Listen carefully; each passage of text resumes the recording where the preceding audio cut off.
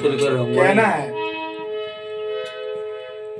कि बलिया के बलिदानी रहे तब तक मर्दन की मुछिया में पानी रहे।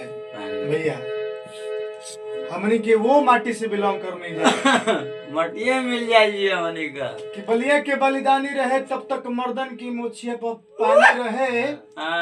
खून अंग्रेजन के हरदम बहावल करे ऐसन बलिया में उमड़ल जवानी रहे जवानी रहे जवानी रहे।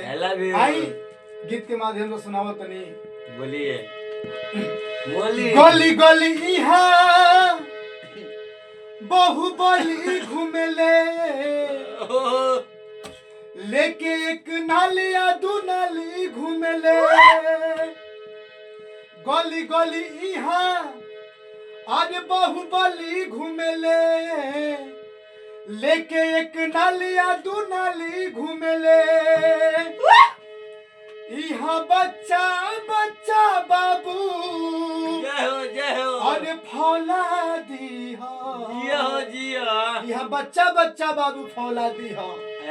सब जिला खाली जिला हो हमार जिला बलिया बागी हो।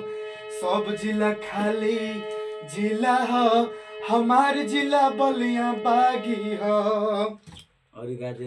यहाँ के लोगन के सन के तना अपना जिला पर गुमान के तना वीरों की धरती जवानों का देश बागी हबलिया जनेला पूरा देश। तो बेसिनावा में धधकत अरे आगी हो।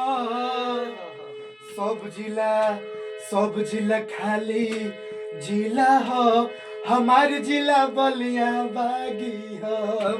सब जिला खाली जिला हो हमार जिला बलिया बागी हो।